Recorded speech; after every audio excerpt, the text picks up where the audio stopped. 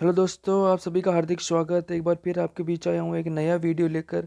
इसमें मैं आपको बताऊंगा चित्तौड़ की महारानी पद्मावती से जुड़े कुछ रोचक रहस्य, इसलिए आप हमारे वीडियो से अंत तक जुड़े रहिए। भारतीय इतिहास के पन्नों में अत्यंत सुंदर और साहसी रानी रानी पद्मावती का उल्लेख है। रानी पद्मावती को रानी पद्मिनी के नाम से भी जाना जाता है। रानी पद्मावती के पिता सिंघल प्रांत श्रीलंका के राजा थे। उनका नाम गंधर्व सेन था और उनकी माता का नाम चंपावती था। पद्मावती बाल्यकाल से ही दिखने में अत्यंत सुंदर और आकर्षक थी। पद्मिनी जब बड़ी हुई तो उसकी बुद्धिमानी के साथ ही उसके सौंदर्य के चर्चे भी चारों तरफ फैलने लगे। पद्मावती का लंबा इकहरा शरीर, झील सी गहरी आंखें और परियों सा सुंदर रंग रूप सभी का ध्यान आकर्षित कर लेता था। उनके माता पिता ने उन्हें बड़े लाड प्यार से पाला था। कहा जाता है बचपन में पद्मावती के पास एक बोलने वाला तोता था जिसका नाम हीरामणि था। उनके पिता रानी पद्मावती के प्रति काफी सुरक्षात्मक थे, जिसके चलते उन्हें पद्मावती का किसी और से बात करना पसंद नहीं था, जिसके कारण रानी पद्मावती का लगाव एक तोते जो हीरामणि नाम था से हो गया था। जब उनके पिता को तोता हीरामणि व पद्मावती की घनिष्ठ संबंधों के बारे में पता चला तो उनके पिता ने तोते को मारने का आदेश दे दिया।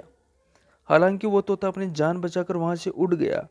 उसी दौरान एक शिकारी ने तोते को पकड़ लिया और उसे एक ब्राह्मण को बेच दिया।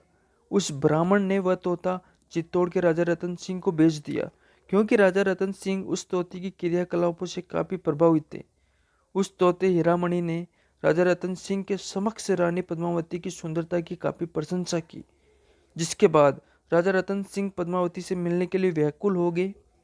जिसके कारण राजा रतन सिंह ने रानी पद्मावती के विवाह करने का निश्चय किया और अपने 16,000 सैनिकों के साथ 7 समुद्र पार कर सिंघल साम्राज्य की ओर प्रस्थान किया। जब राजा रतन सिंह ने अपने 16,000 सैनिकों के साथ सिंघल साम्राज्य पर आक्रमण किया तो रतन सिंह को पराजय का सामना करना पड़ा और उन्हें बाद में कैद कर लिया गया। जैसे ही रतन सिंह को फांसी दी जाने वाली थी, उनके साम्राज्य के गायक रॉयल बोर्ड ने वहां मौजूद लोगों को बताया कि रतन सिंह दरअसल चित्तौड़ के महाराजा है। यह सुनने के बाद गंधर्व सेन ने पद्मावती का विवाह रतन सिंह के साथ करने का निर्णय लिया और साथ ही साथ रतन सिंह के साथ आए हुए 16,000 सैनिकों का विवाह भी सिंघल साम्राज्य की 16,000 पद्मिनियों के साथ संपन्न करवा दिया। जल्द ही रतन सिंह को एक संदेशवाहक पक्षी के द्वारा संदेश प्राप्त हुआ कि उनकी पहली पत्नी नागमती राजा रतन सिंह के लिए वापस चित्तौड़ लौट रही है। यह संदेश प्राप्त करने के पश्चात रतन सेन ने तुरंत चित्तौड़ लौटने का फैसला लिया। चित्तौड़ के रास्ते पर समुद्र देवता ने उन्हें दुनिया की सबसे खूबसूरत औरत को जीतने के लिए अत्यधिक गर्व पैदा करने के लिए रतन सिंह को दंडित करने का निर्णय लिया। हालांकि रतन सेन ने समुद्र के देवताओं को चित्तौड़ में बीती अपनी दुख भरी वैभवता बताई।